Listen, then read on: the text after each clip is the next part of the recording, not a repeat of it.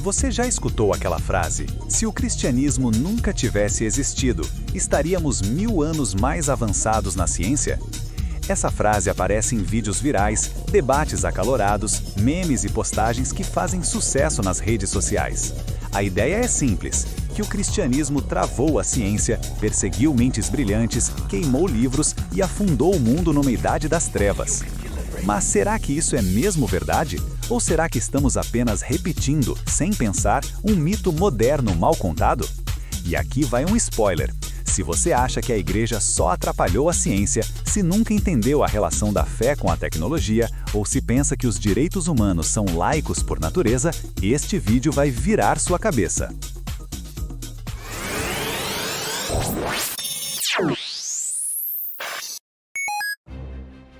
Antes de responder à pergunta, vamos fazer um experimento, um pequeno exercício de imaginação.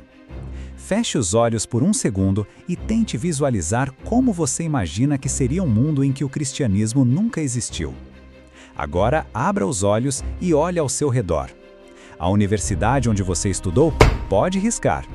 A ideia de que todo ser humano tem dignidade, em muitos lugares, ela nunca teria nascido.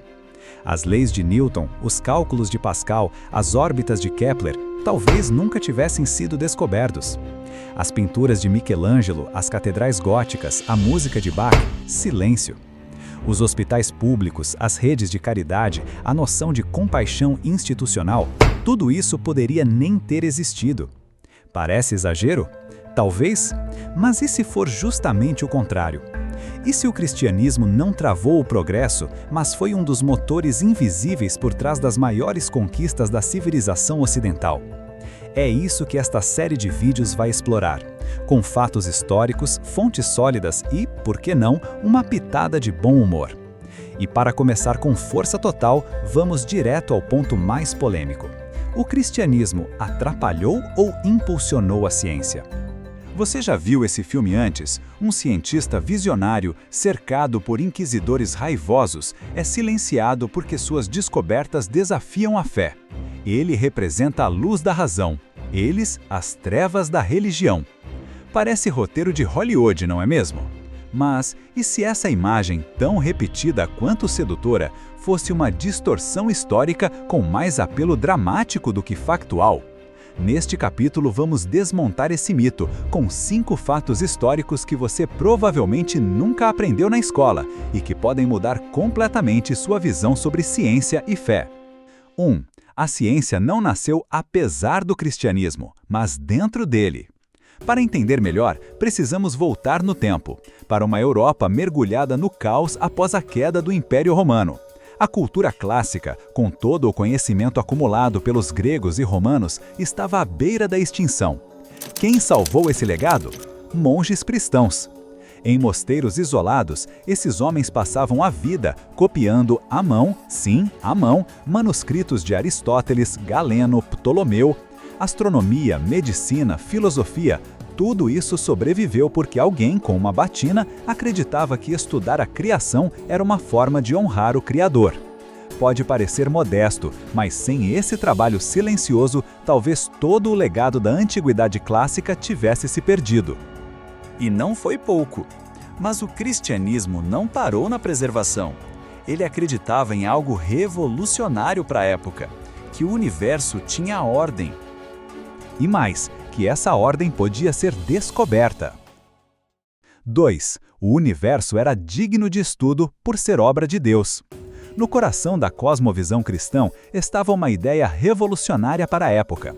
O mundo não é um caos de forças imprevisíveis, ele é uma obra ordenada, racional, compreensível. E por quê? Porque foi criado por um Deus racional. Essa crença abriu caminho para uma nova abordagem, a investigação sistemática da natureza. Afinal, se Deus criou o universo com ordem, então essa ordem poderia ser descoberta. Isso era literalmente uma missão sagrada. 3. Os pais da ciência moderna eram cristãos convictos. Foi assim que surgiu um novo impulso intelectual, o de buscar na natureza as impressões digitais de Deus. Você já parou para pensar que os maiores nomes da revolução científica não eram apenas religiosos, eram profundamente motivados pela fé? Veja alguns exemplos. Johannes Kepler, por exemplo, dizia que ao estudar o movimento dos planetas, estava pensando os pensamentos de Deus depois dele. Isaac Newton, considerado por muitos o maior cientista de todos os tempos, dedicava mais tempo à teologia do que à física e não via contradição nisso. Para ele, as leis do movimento e da gravidade revelavam a harmonia da criação divina. Robert Boyle, o pai da química moderna, acreditava que desvendar a natureza era um ato de adoração. Blaise Pascal, além de matemático brilhante, escreveu obras teológicas que marcaram gerações. Francis Bacon, considerado pai do método científico, acreditava que a investigação racional do mundo era um dever dado por Deus. 4. Galileu não foi vítima de uma guerra entre fé e razão. Sim, o caso Galileu existiu.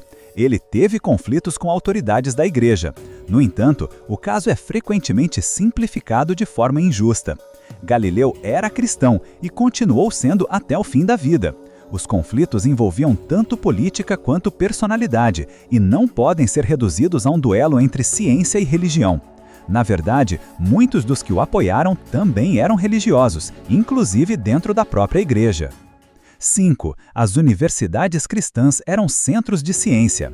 Agora pare e pense. Se os monges não tivessem preservado os textos antigos, se os teólogos não tivessem afirmado que o mundo era inteligível, se os primeiros cientistas não vissem seu trabalho como parte da devoção a Deus, será que a ciência teria florescido como floresceu? E mais, onde tudo isso aconteceu? Em universidades criadas e sustentadas pela própria igreja. Oxford, Paris, Bolonha, todas essas instituições foram fundadas dentro de uma matriz cristã. Muitos dos cientistas eram professores, padres ou monges atuantes nessas casas de saber. Portanto, talvez a pergunta não devesse ser o cristianismo atrasou a ciência, mas sim, sem o cristianismo, teríamos a ciência moderna como a conhecemos? Ao contrário do que dizem por aí, o cristianismo não foi o freio da ciência, ele foi o trilho por onde ela correu. E isso nos leva à pergunta que vai guiar o próximo capítulo. E essas universidades, elas surgiram mesmo da religião? Ou isso também é exagero? Você já parou para pensar quem teve a ideia de reunir estudantes e mestres em um mesmo espaço, com horários fixos, graus acadêmicos e bibliotecas organizadas? Parece algo óbvio hoje, mas nem sempre foi assim. Na verdade, o modelo de universidade como conhecemos hoje nasceu justamente no coração do mundo cristão medieval. Antes do século XI, o ensino era uma atividade descentralizada. Um mestre ensinava alguns discípulos em sua casa ou na sacristia de uma igreja. Havia saber, mas não havia uma estrutura que promovesse o avanço sistemático do conhecimento. Foi a igreja que percebeu o potencial transformador da educação formal. Já no início da Idade Média, bispos e monges haviam fundado escolas ligadas a catedrais e mosteiros, com o objetivo de formar clérigos instruídos. Mas, com o tempo, esse ensino começou a atrair outros públicos. Nobres, filhos de comerciantes, estudiosos interessados em lógica, direito ou medicina. O resultado? Um novo modelo institucional nasceu, a universidade, uma comunidade de mestres e alunos reunida para ensinar, aprender e certificar saberes. A primeira universidade documentada foi Bolonha, em 1088, focada no estudo do direito. Depois vieram Paris, por volta de 1150, com ênfase em teologia e filosofia, e Oxford, em 1167, que logo se tornaria um dos centros intelectuais mais influentes do Ocidente. Essas instituições foram fundadas sob forte influência cristã, muitas vezes com apoio direto de papas e bispos, e formaram boa parte dos pensadores que moldaram a ciência, a medicina, a filosofia e o direito nos séculos seguintes.